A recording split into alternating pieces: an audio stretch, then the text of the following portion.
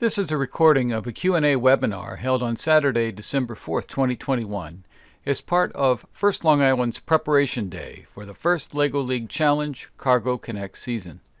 The information presented and the responses provided to participants' questions were as accurate as possible on December 4th, but could change at any time. Be sure to check for season rule updates on the FIRST website at firstinspires.org and for event updates on the First Long Island website at firstlongisland.org. You'll find links to both of those sites in the show notes. Now, here's our recording. Good morning, and I think we can get started at this point. I want to tell you a little bit about the format that we planned for this morning, and then we'll kind of go from there. Our intention was to have everyone muted today except for the panelists.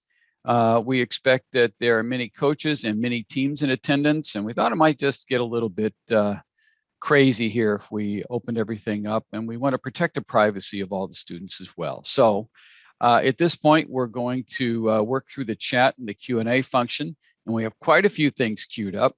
We also have a fine upstanding set of panelists available here.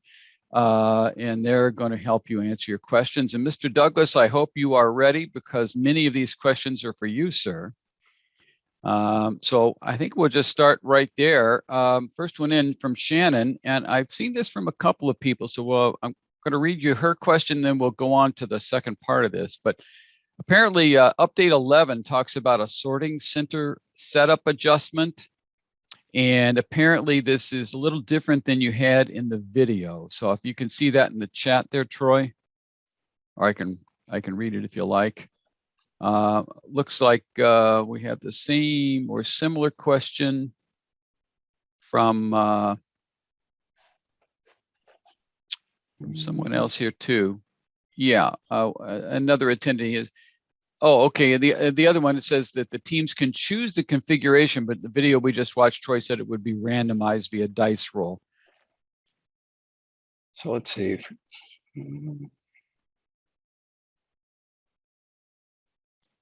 Excuse me, choose configuration match. Okay. So yes, that'll be an update that it'll no longer be randomized. So in the case of, you just have to make sure that for each run, it's a different configuration. Okay. What I do want to get clarification on is for the match, but each match. So if it's an in-person event, if we're doing live runs, how do we track what position they're in from match to match? So that's something I do want to get clarification from first on. For a virtual, it's pretty easy in that you have 3 different recorded runs and you have 3 different setups. But I want to make sure that I'm reading this right in that for a live event, for an in-person robot run, that it's the same situation that the teams get to pick. Okay. So let me clarify on that with first. Okay, and so I'm going to clarify one other thing, which is while we've tried to give you as much information as possible, as quickly and as correctly as we can, things are changing rapidly. And of course, we as you heard us say earlier, we're not 100% sure on how this will play. We're going to work with our best intentions and have a backup plan or 2 in place. So to that end, we will be having a coaches meeting. We normally have coaches meetings right before each qualifier. We probably will have a combined one a day or 2 in advance of qualifier weekend. So we'll let you know more about that as soon as we have that planned. But that will be yet another area where your team will be able to submit some last minute questions if there's any concern there. So, okay, so let's move through that one for now.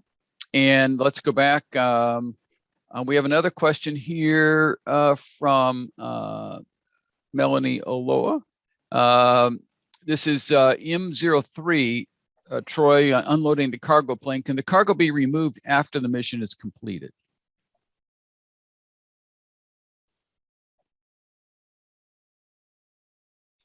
So for M03, the 2 scoring conditions are if the cargo plane has been prepared for unloading so that the cargo door rests completely down, touching its black frame, And then the other scoring condition is if the cargo plane has been unloaded so that the container is completely separate from the plane. So you it depends on what you mean by complete. I mean, so there's two different scoring conditions that are independent from each other. One of those conditions requires the cargo to be unloaded from the plane. So you can still get points for the mission for not unloading the cargo or completely removing the cargo from the plane. But at the same time, if you want the complete points, then you'd have to complete both parts of that mission. If I recall, Troy, when you say the word scoring condition, that refers to the end of match? Yes. Okay. Okay, so that may be a little bit of the mystery in there as well. Steph, I don't want you to be left out by any means, so here's one for you. Mark says that he's the head coach, but the director of his school signed the team up. This happens all the time. So how do I get into the first event hub? Steph, we need to unmute you there. So I figured out how to do that. So we're good. I can be unmuted. All right. Right now the event hub is only tied in to that lead coach one. I don't know if it's possible for me to manually invite, but when I enter something into the event hub, it's tied into the screening and all of the other aspects that are listed for lead coach one. So I see who asked the question. I looked up, I think, the team number, and I will get back to them with another answer. But as of now, that is correct. And it might end up being that they might have to go into the first system and change it if it's not set up correctly. Okay. All right. One more for you, Steph, that we can address too. I saw one here about parents and pickup times and how we plan to address that. So I'm not sure where the question went, but basically the idea, here we are, also from Mark. If we're doing live at Mineola High School, then when do we tell parents to return to pick up their kids? I think we're going to know more precisely once we know the number of teams that are going to each qualifier specifically. But I think that the 2-hour mark is probably correct. Okay. That it'll probably be that the teams spend about 2 hours at the event. Right. And our goal, of course, is to minimize the crowd and that kind of thing. So yes, we would like to keep those times pretty tight. So, okay, let's move on. Troy, let's see what we have here. Can a robot start with an attachment on it? Yes, as long as it follows the rules of what's allowed at a competition. So completely made of Lego. It doesn't have any pieces that are not allowed per the rules. And in order for it to start each run, it has to be completely within the launch area. Okay, so my carbon fiber 3D printed thing is probably not going to work well, right? No. Okay, all right. All right, so there you go, Mark. And quite a few little nuances about attachments, but there we go. If the robot game ends up being remote, then do we send in 3 remote run videos or just our best one? I'll let you answer that, Troy, but I know the answer. So as of now, it is 3. You're going to send us in 3 runs. It's the same as if it were a live competition. You're scoring. You're getting credit for your highest scoring match is what counts, but it's out of 3 runs. All right. And Andy, Werner, and Trish, good morning. I have one for you.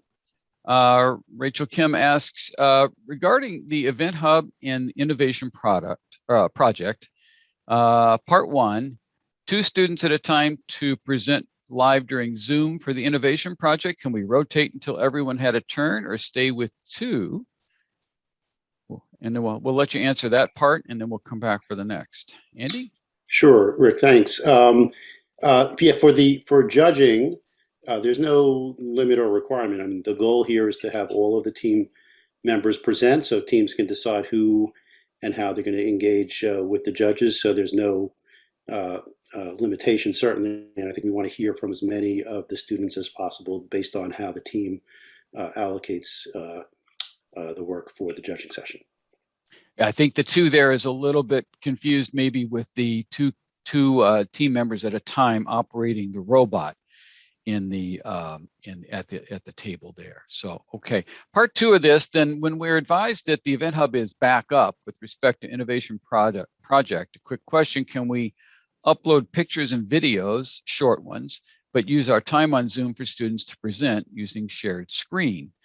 I know Trish talked a little bit about that. Andy, Trish, Werner, comments?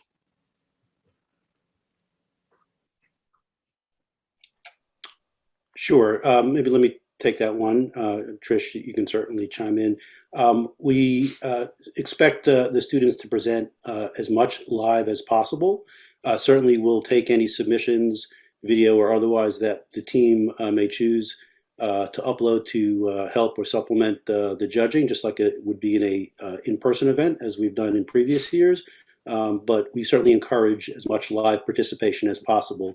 But teams should decide how best they want to screen share or present, but we really are encouraging the students to present a live presentation. Okay. All right. So Mike asks, and I think, Troy, this is back to you for a little bit here, is can my team set up the cargo on the robot by hand before the run begins?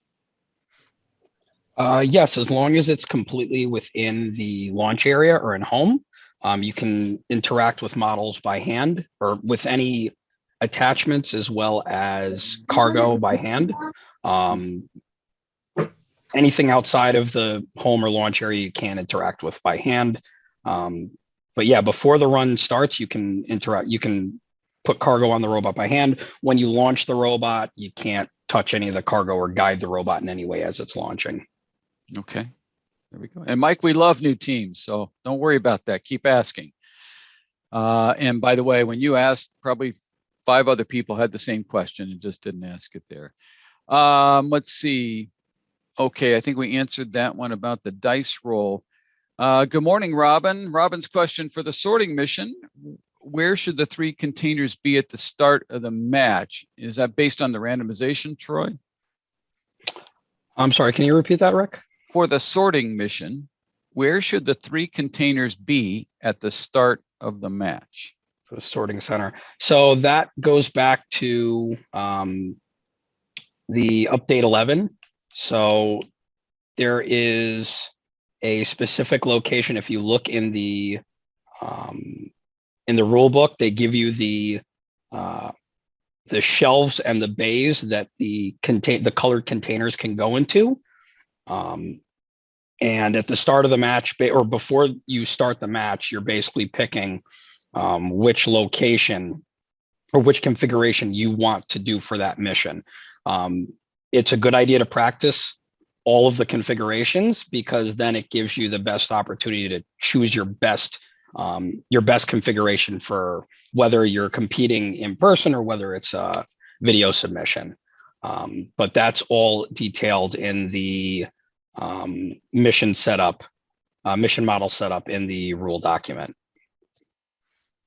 Okay, so we'll take a look at that. And again, if you have not seen these updates, clearly update 11 is a hot topic today. So might want to check for those. Okay, following, Robin had a follow-up on this. Does everything, including the turbine engine, need to fit in the small inspection area to get those points? Isn't it too long? So let me pull up the inspection. Just want to make sure I'm getting the wording correctly for you. Okay, go ahead. Yes, I have it here. Yep. So mission 0 is the equipment inspection bonus, and they specify that it's all your equipment fits in the small inspection area. That does not include mission models that start in home. That includes anything that you bring to the field in terms of your robot, any attachments, and any methods of transporting cargo, any attachments or anything that you bring to the field, essentially. So the turbine blade doesn't count. the container pieces don't count. The package doesn't count. So anything that starts at home does not count towards that equipment inspection bonus. It's only your equipment. Okay, here we go. And Steph, I think this one might be for you. Coach reports that they have lost one of their 2 platooning trucks. Is there a way to order the parts or make a new one without getting the whole challenge set? We might have some bricks we can use, but certainly not the specialty parts for it. So I guess what'll be Steph for part 1 and Troy for part 2, because I think that's a 2-parter. Honestly, I do not know about ordering parts that are missing from a challenge set, but we could try to contact, I would suggest that they try to contact Lego Education. Okay. I don't think they'll be able to buy a second set. First is not allowing additional challenge sets this year. Beyond that, we might be able to reach out to a community to see if somebody's maybe not using their entire set or not using it this year, and see if we get any bites that way, but they should stay in touch with us. And Troy, before you address the make our own question, the other option here is, of course, if we are live, you'll be using our sets, which will have both trucks. This really becomes an issue about practice, and also that if we are forced to run remotely, then we'll have to address that. And if that's the case, maybe we can figure out how to, I don't know, maybe we'll find out a loaner truck somewhere in the community. So yeah. If we're remote, I think you're right, Rick. We could find a loaner. Yeah, I think the biggest issue here, Coach, is really about practicing with that. Now, Troy, let's complete this though with the idea of where parts come from. Yes. So first, I just want to tie in the chat, just for later. There are a couple of people that have had the same issue that seem to be able to call first and get another set of that component. Typically, First does send each of the mission sets in separate bags, so there may be a way to just get that bagged set. If you look at the mission building instructions, they do split up the models into different bag numbers. So finding out what that bag number of missing pieces may help you. There are also some people that have trucks available in the chat. I would take a look at those. But as for making your own for the video, I would highly recommend not doing that. I would see if maybe there's a way to borrow it, or definitely contact us before you do that, because it could just lead to issues if it's significantly easier, or if the truck if it's built completely differently and interacts differently with the mission model. It could be really difficult for us to score it fairly along with the other teams. So definitely reach out to us if you have this issue, because we can work to resolve it. I think it shouldn't be too difficult of a problem to resolve. Okay, and I see Bree, thank you for submitting that information about having one on hand. The chat message that you sent only came to panelists and hosts and not to the coach in question. But if you find a chat there and a coach named Robin, if you would be so kind as to chat there directly, which I think you can do. If that doesn't work, let me know. We'll make that work. But that would be terrific. Thank you very much. Okay, let's go back to the Q&A, then we'll go back to the chat again as well. So we got that one answered. Let's see. Actually, Bree asks, and thank you're very welcome for us hosting this. I'm glad to hear that it's helpful. Thank you very much for your kind words. When will confirmations for qualifier dates be sent out? Steph, that's one for you. And you're on mute.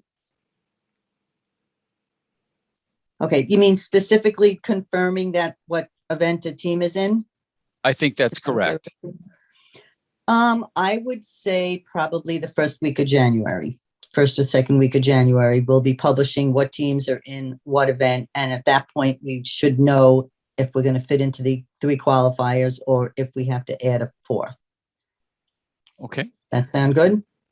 Sounds good for now. And Bree, if there's something specific that concerns you, please feel free to email us and we'll try to help you clarify that a little bit more if we need to. Troy, back to you for mission 2, the hinged container. At what point in the run do you load the container?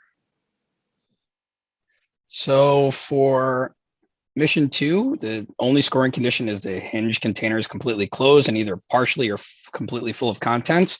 That's measured at the end of the match. So anytime during the match, you don't have to do missions in any particular order unless it specifies anything. But in terms of this mission, it's anytime before the end of the match.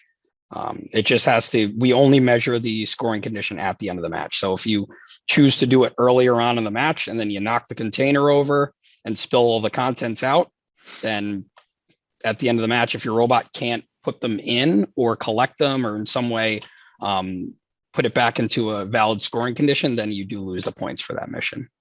Okay. And I believe our friends just south of me, the Robo Eagles, team 28779, had a similar question. Does a team member put the contents in the container, or does the robot do that? So team members cannot interact with anything directly out on the field, but an important thing to, when you're reading through this rule manual, is to note if they don't particularly tell you a specific way to complete the model, or to complete the mission, then there are multiple ways to do it. So in this case, the only scoring condition and the only requirement is that the hinge container is completely closed and partially or full of contents. It doesn't mention where it is on the field. It doesn't mention anything about whether it has to be done completely outside of home. It just mentions that it's completely closed and full of contents. It doesn't mention that it has to be out on a specific area of the mat. So looking at this, basically you can do it however you like, as long as you're following the rules. So you can do it you can choose to do it by hand. You can choose to do it by the robot. That's your choice. Okay. We're going to jump around here. Fasten your seatbelts. Let's see. Are we allowed to bring a small bin to the table with the attachments in it, and then place the attachments on the table and the bin on the floor? Want to talk about attachments and bins and some of your favorite table topics there, Troy? So for bins, you can bring your attachments and pieces to the table. I would, for in person, you will not be allowed to store them on the floor. It's a safety hazard. We don't want people tripping over them, stepping in them, we don't want people getting hurt. So if you do bring any sort of a bin to the table, it will have to be held by the students or by whoever it is not at the table. For a remote event, for virtual, I would highly recommend not putting it on the floor for the same reason. You cannot hang the bins on the table. First requires that all storage is completely on the table this year within home. So you can use the entire home area of the table to store all your pieces during the mission, during your match run, and then you can use the bin for transport, but it should not be attached to the table during your match run, and it shouldn't be on the floor for safety reasons. Okay. Let's move over. Back a few minutes ago, we heard from the Camel Clan asking about Cargo Connect missions. When we're putting cargo into the circles, can we stack the cargo, or does each cargo have to touch the board? Assume they mean the mat in that case. This is in the chat, Troy. Yes. So for cargo, mission 16, which is Cargo Connect, this is another case of where if it's not explicitly in the rules, then it's not in the rules. So the only scoring conditions are that they are in any circle. The blue non-hinge container is completely in the blue circle. Lime green container is in the lime green circle. And then any circles with at least one container completely in them. They don't mention anything about in contact with the map. They just mention completely in. So that means the volume within that circle. So they can be stacked. and be valid to score. It's just that they have to be completely within the volume of that circle. So you can have one, like the lowest level of your container is completely in the circle. The next level, the one stacked on top of it, is partially outside. Only one of those containers would count for being completely in the circle. Okay. We had a follow-up here in the chat from quite a while back, and I think I understand the reference. I'm sorry, balancing things here. It says, assuming the cargo is fully unloaded. So I think we're back to the mission where we're unloading things. Yes. Can I then remove that off the field? So I think this comes back to scoring conditions again. So the mission they're talking about, it sounds like, is mission 3, which is unload the cargo plane. I think so. So by off the field, they can't remove it off the field. I mean, they can interact with that mission model with the cargo itself in any way they want, in terms of moving it to another part of the field, another scoring condition, bringing it back to home and using it within home, however they choose. But they can't completely like remove it off of the table. But after the mission is done, they can do whatever they like with that cargo on the field. It can be used for other missions, anything like that. Okay. Steph, we may need Jeff for this one because it involves chickens. Oh, boy. Question about M12, large delivery. If we don't do this mission at all and the chicken statue remains upright with its base in its circle, do we still get 10 points? Okay, Troy, I guess maybe we'll let you answer this one, but. The chicken judge will be very excited to know that there's a chicken mission.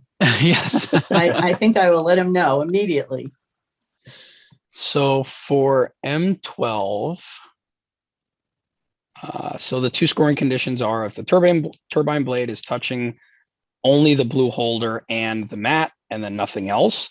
And then the other one is if the chicken statue is upright within its base and in its circle, partially and completely. So it starts, right?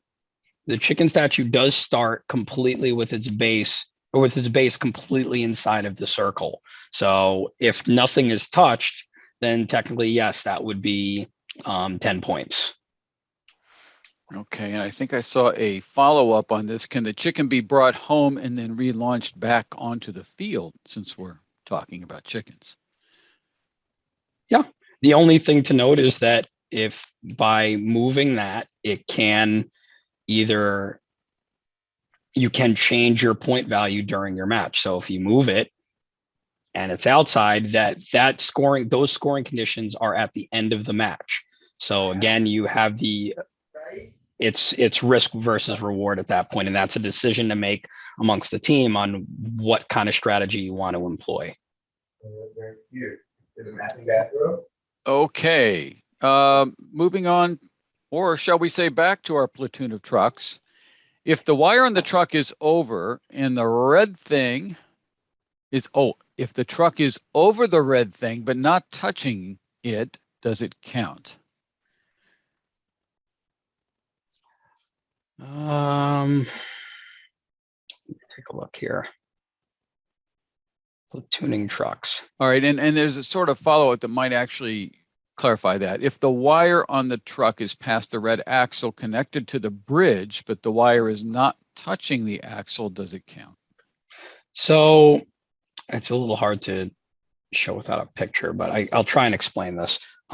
See if there's any questions, we can still be, we can maybe give a little further clarification. But the latching mechanism, it's like a little L-shaped rocker, so it rocks back and forth, and the loop hits that rocker, knocks it down, and then it pops back up after the loop goes past it.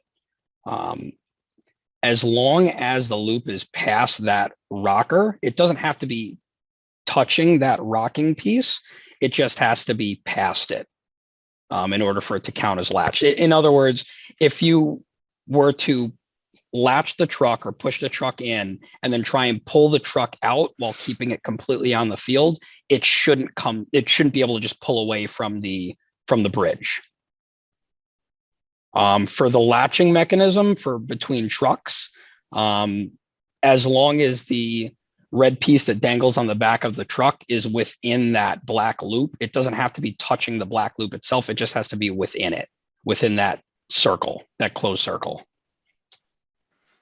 Okay. And so shout out to team 22112 for those questions. Thank you very much. So let's see, Steph, this one's for you and I. Since the virtual robot gameplay upload deadline is January 14th, when is the deadline to let us know if we're moving to full virtual? That's a great question, isn't And it, Rick? I think it's an excellent question. And if anybody's got any ideas, no, just Yeah. kidding. Okay. I think in our head, we're working with the 12th as a date for that. But we're trying to your point, be as flexible as possible because these things could just change from day to day. We recognize that A, the teams need time. We recognize B, that the referees will need to review. Let's say we have 90 teams, 270 videos. So we need the time. So I would guess that week of prior to the 14th. And I know that's not so far away, which is why we are encouraging teams to be familiar with and practice and maybe even prepare remote videos so that should we have to go remote, they're in better shape than scrambling at the last minute. Yeah. And I think that we did try to word that carefully and artfully because, you know, our Lego crystal ball is not working. But we're trying to get as close as we can to understanding all the eventualities. And so you'll see in the video that we did say, be ready on the 12th. And it sounded like, well, why would I be ready? Well, that's why. That we may need to kind of go a different direction there. So in the event that you're ready on the 12th and we don't have to go virtual, you've got just that much more time to refine. So yeah, so Robin, I see a comment. I'll try to address that in a minute here. What do we have here? If you don't know until the 12th, it's really tough to get everybody together and do it on a school night by the 14th. Having at least one weekend day would be beneficial. So noted. And we understand and agree with you. And we've already done a significant amount of hand wringing over this. And we're going to try to refine this as we go along. But we wanted to make sure that you had some sort of point to consider as we go forward on timing. Okay. All right. Back to robot game questions. Imagine that, Troy. So we have some questions here about the robot must be inside the wall at launch. Can it be touching the inside wall? Yes. So the robot can be robot and any of its attachments can be touching the inside wall. The area of home is defined as the inside face of the border wall, of the south border wall, the edge of the mat, so the west edge of the mat, and then the semicircular line that connects the two. So as long as it's within that volume, then it's a valid starting position. Yeah. And that's a good question. This is one that some people take for granted, and it's good that we clarify this from time to time. Yeah, we do have a lot of teams. A lot of time they'll have the cables that come off of the either your Spike Prime or NXT, whichever your brick is, and it'll overhang the wall or overhang the edge of the mat, and that isn't a valid starting position. So that's definitely something to make sure that you're aware of when you're designing your robot to make sure that you don't fall into that trap. Okay, now part two of this question, can the models that are not locked down be brought home and touched, such as the truck that's near the bridge? So that's really also mission specific. So that would be something I would look through the missions, and there are there's one or two missions where they specify it can't go past the specific line. That would be, it's really a mission specific question. I can't really give a solid answer on that, but I would make sure that you're looking at the scoring conditions for each of the missions. and see, does it explicitly tell you you can't handle it by hand? Does it state that it can't go past a certain line on the field? That's one thing to note. If they say that it can't go past a specific line on the field, that means that it probably can't go all the way back to home. For the trucks, yes, you can bring the trucks back. You can bring the truck back. There's no issue with that. But as for the other missions, that would be definitely something to take a look at. The individual mission models or the individual missions in the rule manual, and really go through what the requirements are for each of those, because it's really mission specific. And remember, when Troy says scoring condition, that's a hint that usually means at the end of the match when a referee is looking at what's happened. Okay. Only took me 10 years to understand that term, but I got it now. Okay. For the parking challenge, then, Troy, can any part or attachment of the robot be over the line to score points? For the parking challenge, bear with me 1 second. Okay.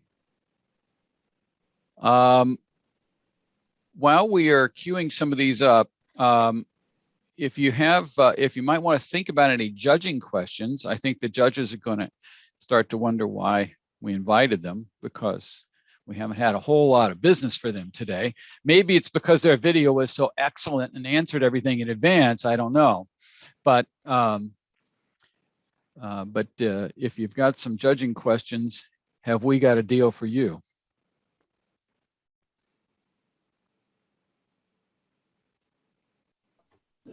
Rick, there was actually a question there about if the research should be presented. And absolutely, this is one of the categories that the judges are going to look at during the presentation. And if the coaches are not familiar, there's a rubric posted for each individual area that we are judging on the first website. Right. I think Trish showed a picture of that. If you want to go back to the video, it's a good time for me to remind you, which I think I did in the video already, but what you saw this morning is going to stay on, that will stay on YouTube throughout the season. What we're doing right now, we will likely have up there as well, so you can refer back to this as well. So we want to make sure that you have this information available to you for the long haul. But yeah, I think at about somewhere in 8 or 9 minutes into the thing, you'll see an image of that rubric, and I'm sure you can track that down on the first website. So good point. Okay, Troy, Werner stalled for you. Now we're ready. So I have the accident avoidance. So it's mission 6, accident avoidance. So Rick, can you please repeat the question quickly? Okay, so I think this is parking challenge. I think that's what you're talking about. Can any part or attachment of the robot be over the line to score points? So for the mission, the scoring condition is if your robot is parked over the blue accident avoidance line at the end of the match, and the yellow panel is either knocked down or not knocked down. So it says if your robot is parked over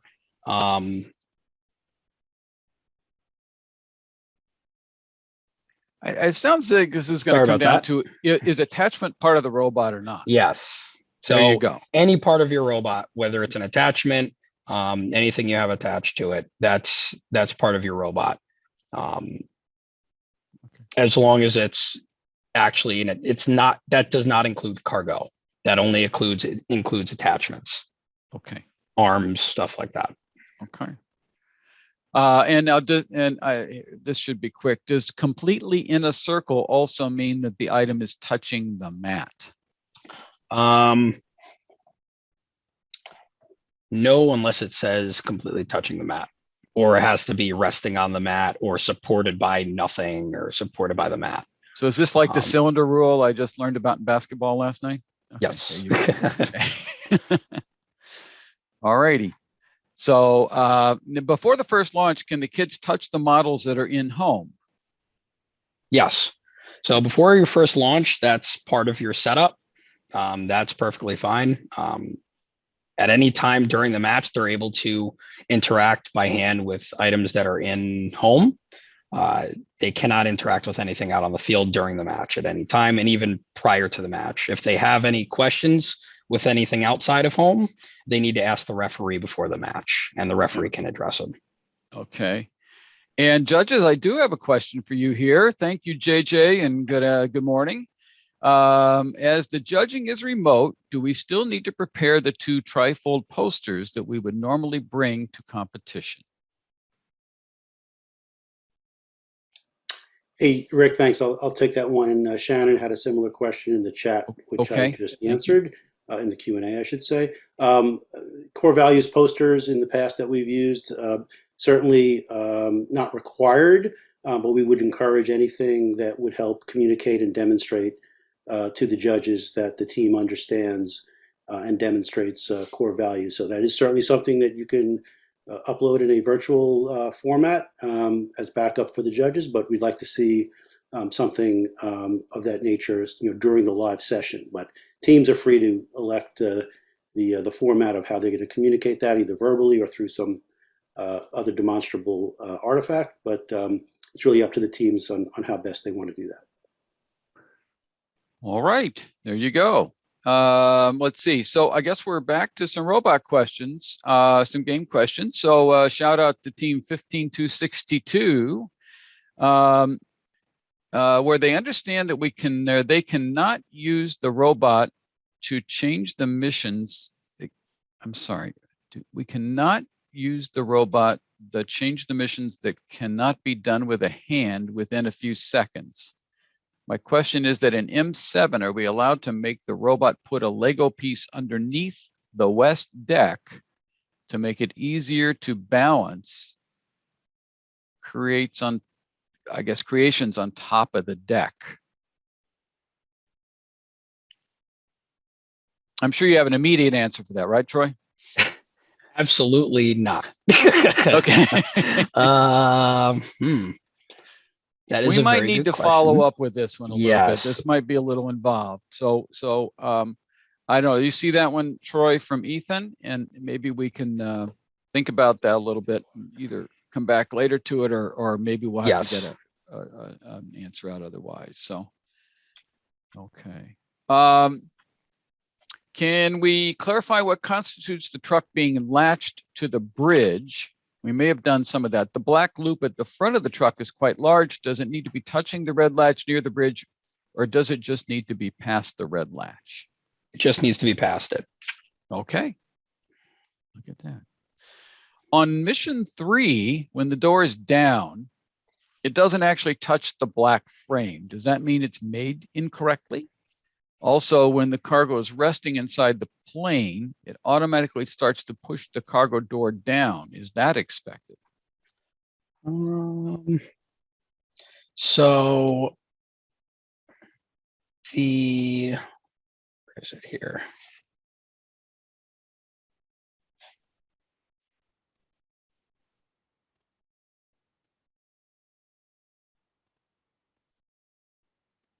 So for the airdrop mission, I would just make sure that your connections on the cargo door are tight, that they're fully interlocked. It could just be a little bit loose. It shouldn't it shouldn't be dropping automatically. I have a setup here that stays in the upright position, and it's not actually falling. So I would just make sure that you check the hinge point on the door. That could be one of your issues. The other thing to look at is that while the door itself does not hit the black frame, that yellow connector between the shaft, the handle, and the door itself does touch the black frame, and that's what counts for the scoring condition. So when they say the cargo door rests completely down, touching its black frame, they're talking about that yellow beam is what actually touches the black frame. Okay. For our ever platooning trucks, if the wire on the truck is over the red thing but not touching it, does it count? I think we did cover that, Yes. right? Okay. Okay. All right. For mission 2, are we supposed to have the robot push the container into home? The team loads it and then have the robot push it back onto the field? That's one option. There's a multitude of different ways to do it.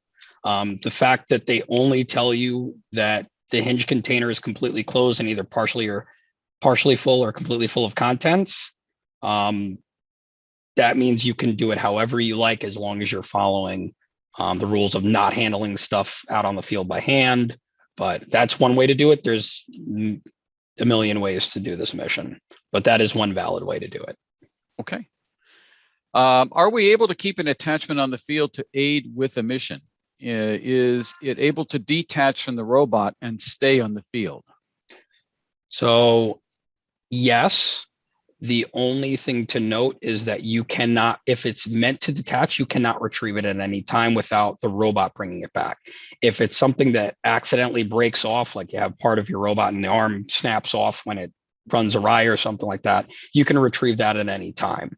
If it's meant to detach, it has to stay where it is on the field until the robot comes and either brings it back or it stays out on the field for the rest of the match. Okay, all right. Here's one I wish we had the sound on, because I love to hear somebody's sound effect for this. It says one of our large motors are making a weird sound when turning. And of course, I'm thinking about car talk here.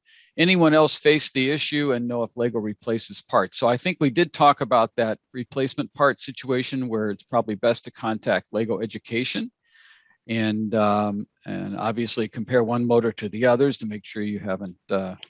Well, I guess in Lego it's pretty straightforward. I'm thinking back to my FTC days.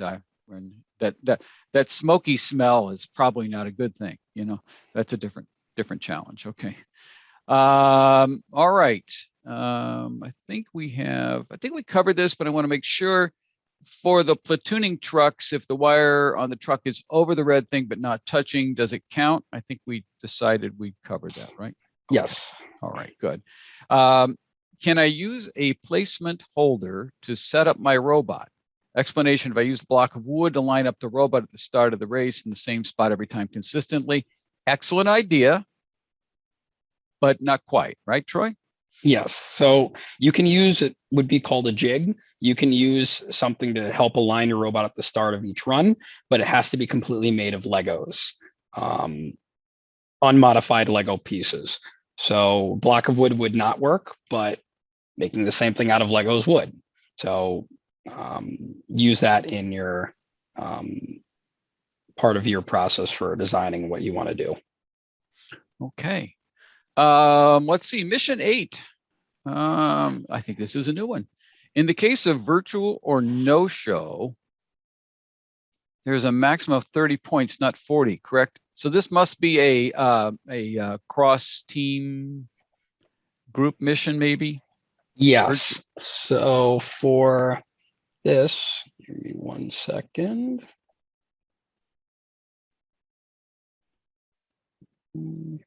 So starting with the food, if you interact 20.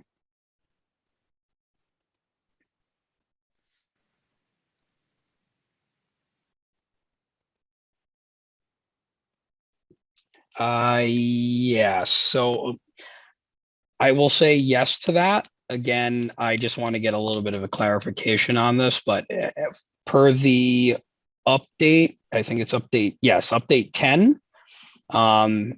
You automatically earn where is it? If you're the only team in the match, you may begin with the food package completely in home. If at any point during the match, your robot interacts with the airdrop model, you will automatically earn 20 points for having released the food package and the 10 points for both teams having separated their food packages from their field's helicopters. So yes, and that is a change between if there's a no-show or if it's a virtual event, then the maximum amount of points is 30, whereas for an in-person with 2 teams, the maximum amount is 40. Okay. Miss Stephanie, we have one for you. For in-person, do we bring our table mat and models to the event, or will there be tables, mats, and models already set up? Okay, at a regular live event, well, first of all, the answer is no. Teams are not supposed to bring any of their challenge sets to the live events. At a live event, we would have practice tables set up that teams normally would rotate through and have 5 minutes and get to practice. But because of the situation with COVID and the expectations that we want to minimize any kind of contact between teams, team members, and volunteers, we will not be having any practice tables at the live remote events this year. Okay. And I see, Good. I'm going through the, trying to balance between the chat. I see that Shannon mentioned that there was an update about the door falling from first. It's a known problem. So apparently there's some updates in there that you can take a look there and get some information there. Okay. All righty. Rick, can you pause for 1 second? Yes. Because I have a correction to make. Okay. So my apologies on this. I was taking another look at the airdrop mission, which is MO8. It's still the same maximum 40 points. The only difference is how you get to those 40 points. If you look at the 3 scoring conditions, the first one is if the food package is separated from your helicopter, which is 20 points, which if there's a no-show, you get those 20 points if you interact with the mission model. The third scoring condition is if both teams have separated their food packages from the field's helicopters.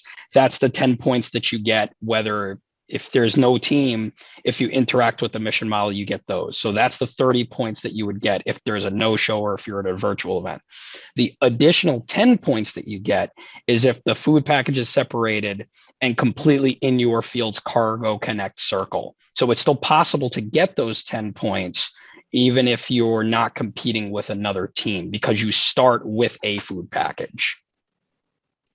So there is still a maximum amount of 40 points, whether it's virtual or in person. It's just a matter of you automatically get the 30 points if you're the only one competing, if you're not competing with someone else, and you have to earn the other 10 points. Versus if you're at a live event with 2 teams where you have to work together to earn all 40 points. Okay, good deal there. So Rachel reminds me of a couple of things I wanted to clarify. She mentions that reminding us about the deadline for sending Stephanie Coach Mentor Award nominations, and I believe that's January 15th that we said. And I see Andy nodding, so that sounds good. Now, about that, also reading the email and all this week, I realized that apparently you can upload that into the Event Hub as well, but we told you in the video to submit those to Stephanie by email. So it sounds like either method will work. Why would you use one over another? Well, team members that might want to surprise their coach with a nomination and not tell their coach about it would have trouble getting into the Event Hub. Therefore, we want to provide this alternate method as well about being able to email Stephanie. So if you go back and take a look at the video, it does list on there are at least 3 times where we put up all the dates on there. And if you check there, you'll see that one of those has Stephanie's email address. And I believe the date is the 15th is the deadline for that. Okay, let's see. Let's go back to some, I don't know, maybe some robot scoring questions here. For the sorting challenge, Troy, does the blue piece always go nearest the door or the train? Okay, so for sorting center, so let's look at the start. So no, so in terms of setting up the sorting center, the blue container is always on the bottom shelf, which is the lower 3 bays. It can go in any one of those 3 bays. The orange container is always on the middle shelf and can go in any of the remaining 2 bays that the blue bay, any of the remaining 2 bays. And then the lime green container is on the top shelf in whichever bin, whichever bay is remaining. So it does not necessarily always have to be on the left or the right. It can be in any one of those 3 bays. That's part of the randomization. If you look at, in that case, it's page 10 of the rule book. They go over where everything goes and how to properly set up the sorting center, as well as the configurations that you can have for the sorting center. Okay. All righty. Does the robot have to be back home at the end of the match? Unless there's a mission that requires it, no. Okay, it does not. All right. All righty. Oh, Robin, thank you for this question. I wish I knew the answer, but we're going to use it anyhow. So do we still need volunteers for the robot game if it's live? Can we volunteer for a different session where we are not coaching? And to be honest with you, I'm not 100% sure how we're going to approach some of the volunteers in the gym. We're clearly going to need some volunteers. We're also clearly trying to minimize the number of people in the gym.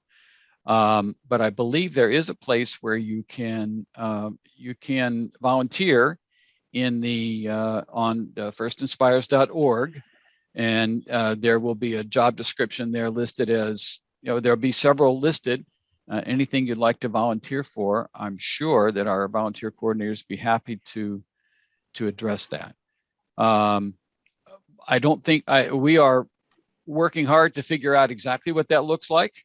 We've done lots of tournaments, but but this one is a little different than all the others. So we're trying to figure out exactly how we want to approach some of those volunteer roles. But thank you for volunteering. Steph, anything that I might have missed there?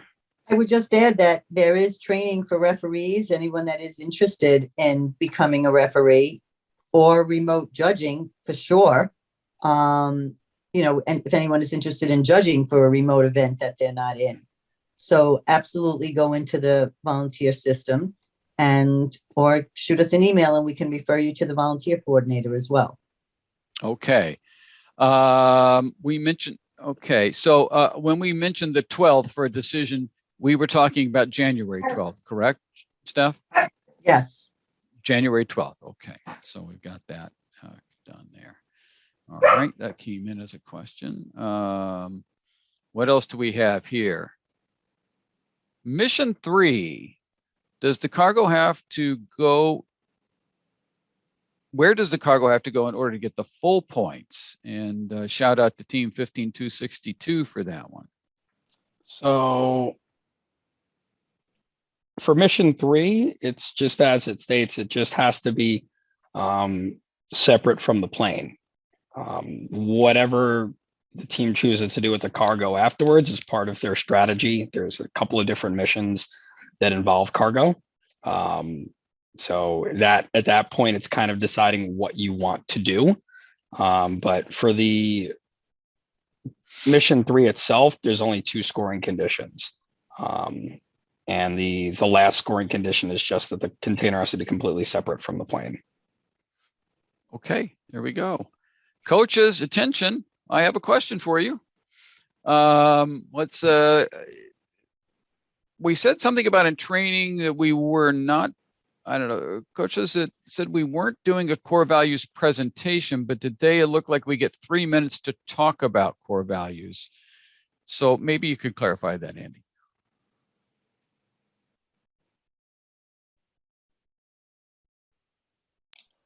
Yeah, so I think maybe the confusion is about how the judges are engaging with teams. Certainly, core values is being assessed throughout the judging session, but any of you who've clearly done your homework, you've seen in the flow chart, there is a few minutes allotted for that. So teams can use that time to communicate or get feedback from the judges on core values specifically. And I think we had a question from Shannon on that I answered in the Q&A if they wanted to upload something that helps supplement that.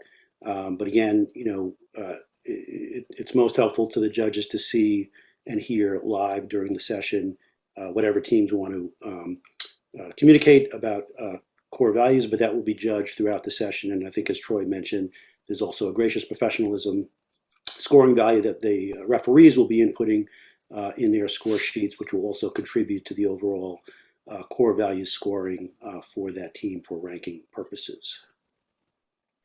Okay. Thank you, sir. A couple of things here. Steph, we have one here mentions missed responding to the remote Event Hub account setup, which expires after a certain period of time. How does this coach get a new Okay. deal? That's a really good question, because I've been trying to go into the Event Hub and see which teams have answered and haven't, and can't figure that out. So I will be resending all the invites again, and I will try to see if that works. But this has been a learning curve for us as well, and the Event Hub has also changed since last year. So it was a learning curve last year, and it continues to be a learning curve this year. So don't worry about it. Within the next week or so, we will get that under control and get some more definitive answers for you about the Event Hub. Okay. All right. So I'm going to try again. All right. And I wanted to clear up one other thing I saw going on in the videos today. We really wanted to get all the videos in to be under an hour, and we made that work. But that affected a little bit of what was going on in Troy's presentations, where he had some additional videos that we'd like you to see that First produced. They did some really nice work this year on some of their videos with mission models. In fact, one of the coaches in the chat commented on that. So we've got links on the YouTube stuff that shows that. But if you go back to our YouTube channel, I created a playlist that has a recording from this morning, but it also has the 2 videos that Troy mentioned that were listed there. So I really suggest that coaches and teams go back and make sure, if you haven't seen those 2 additional videos from First, one I think is on remote lighting and camera setup, that kind of thing, and the other one is on actual every single mission. It walks through all the missions, and that would be helpful. I would also point out to you that if you go to the training page on our website, Steph has sent that link out several times. You can find it on the events page there as well. If you take a look at, we've put a lot of links in there from what Troy covered during the training sessions, which are a little bit more in depth than what he covered today. And finally, on YouTube, there's an entire playlist for all of the training sessions that we did on training day. So if we did those a little early in your season, or now there's a new significance, please feel free to go back there. But there's probably 3 or 4 hours worth of material there, covering anything from judging to detailed challenge mission model by mission model sort of instructions on there. Okay, we have a couple more questions here. It says here that Troy, in the presentation, that the west deck rocks freely when it is built properly.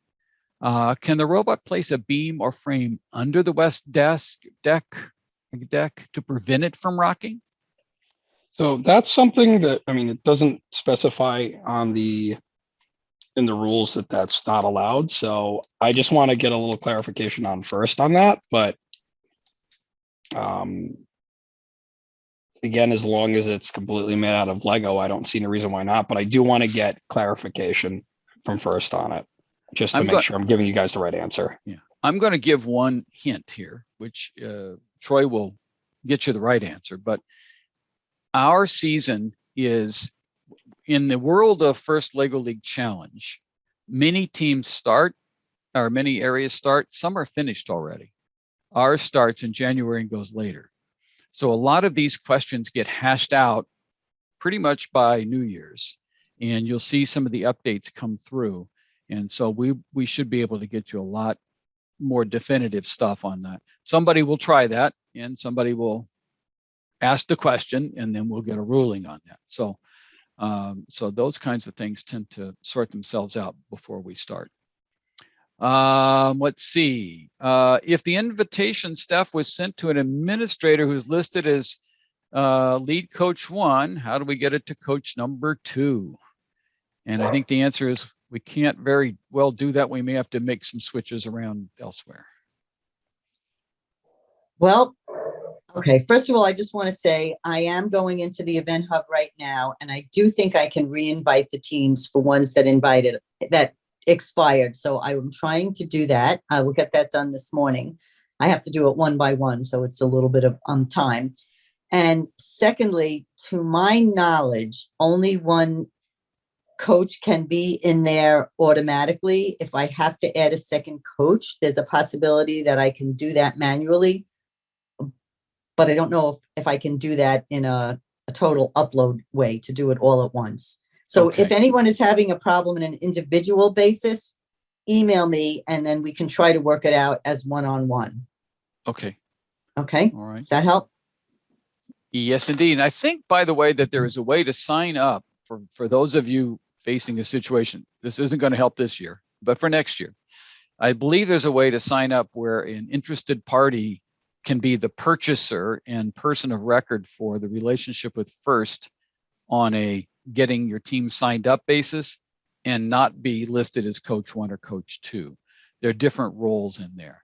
But for years, we've had administrative people signing up as coaches, and for years we've had coaches having trouble getting the information that gets sent to the other people. So maybe we need to reiterate that before next fall.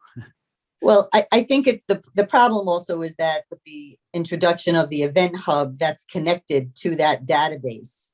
Yep. Is what, I manually at home try to send our emails just so everyone knows to the administrator, the coach, and the head and the assistant coach. So emails that are coming from me, I generally, or from us, from First Long Island, generally try to send to everyone. Okay. Yep. So Troy, we have one more.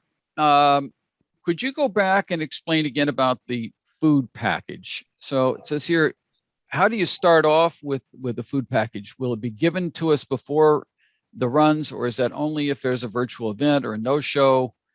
Can you kind of walk through the whole food distribution subsystem here? So there's actually, it's a little bit confusing. There is a package and a food package. So the package starts in home, regardless of whether it's remote, in person, it's a completely different mission. The food package is attached to the airdrop mission, to the helicopter. In the event of a two-person competition table where you're competing alongside another team, the food package starts on the helicopter and then the mission goes as written in the rule manual. In the event of you have a no-show or a virtual event, that food package starts in home with you. And then we go over, I think it's update 10. Then it basically goes off of update 10, which is if you interact with the mission model, you earn the 30 points, and then you have the ability to gain the other 10 points if you move the food package to a specific area of the field, per the airdrop mission. Okay. All right. So with that, we're just a few minutes away, I think, from closing. I feel like we have gone through everything in the chat. I do want to mention one thank you in there. We've gone through everything in the chat that looks or smells like a question. I think we've gone through all the questions in the Q&A. If you feel like you have not, with the exception of one from Ethan at Team 15262, we're going to have to work on that one. If there's anything that you feel like we have not answered, consider this the last call for now. We'll wrap up here in a few minutes. And of course, you can send questions at any time. We prefer to get them now if you have them pending, because we want everybody to get the answers. But so let's consider this a more or less last call. In the meantime, I see a note here from Bree offering to help some other teams, and thank you very much. It's one of the reasons we really enjoy doing these kinds of events, is that we get people helping each other and part of the community. And I won't go off and do my whole old First Lego League Junior community speech, but many of you've heard it. So anyhow, it's a good thing. So thank you very much for offering that, and that sounds good. Okay, we have one. Okay, so the old doorbell excuse, huh? Okay, so no, don't bring a mat, tables, or any of that to an in-person event, please, Coach. Leave all that at home. We will provide tournament tables, mats, and all that kind of thing. Unfortunately, we cannot accommodate practice mats or anything like that in person this year because of the whole situation. If you're doing it remotely, you'll already have those things in place, but please do not bring those with you, and hope the doorbell was I don't know, chocolates or something. Okay. Anyone else? Last Rick, call, part I 2. did see one question that I would like to address. Where is it? It's from Robin. So it had to do with the cargo door. If there is a known issue and the cargo falls out, do we get the points even if the robot didn't do it? So if I would need to check with first as to what their fix is for that known problem, and then how they want us to address it. So it might be, it could be a situation such as the robot still has to go and interact with the mission model as if it were going to do it. It could be a situation where they say they get the points. It really depends on first, and I just want to make sure that we're consistent. So I'll take a note of that question down, and then I'll address that with in my email to first. Okay, very good. Okay, let's see here. So, yeah, I'm just negotiating with Ethan to get an email for his coach so we can get an answer to him. So that sounds good. Yes, please, Ethan, if you would get me your coach's email and send it over, then we'll try to process that. And we do try to get these answers out to everybody. So we will. We're still working out how we plan to do that this season. But at minimum, this entire session is being recorded, and we intend to put that up on YouTube as well as a place where you can kind of go back through these if you missed some of these, and then we'll take care of that. And Ethan, thank you very much. I know that, Coach. I will make sure that we get her an answer. So thank you very much. Okay. Judges, anything else you'd like to impart upon our attendees this morning? Nothing further from me, Rick. We thank all of the participants for great questions. Thank you very much. Okay, Mr. Douglas and the referee corps, anything for you? No, I think I'm good. I just want to wish everybody good luck this season. Have a lot of fun, and see you at competition. And Miss Steph, anything from you? Yeah. Okay, I'd like to thank the teams for all their patience while we work out all the different scenarios that we can have for this season. Just keep sending emails if you have any questions. Good luck to everybody. And I'd also really like to thank the head referees, the judge advisors, Rick and Janet, for getting this all together. We're trying to get as much information out to you as we can, and there's a lot of work that goes on behind the scenes. And thank you to Rick and everyone who created the videos and really all the hard work that went into it. So good luck to everybody. Looking forward to a great season. All right, thank you, everyone. And we will see you, sounds like in January. We'll let you know about a coaches meeting and some of those other dates that we're trying to refine as we get a little closer. And of course, as we know the answers, we will get them to you. See you later. Thank you. And thanks for all you do.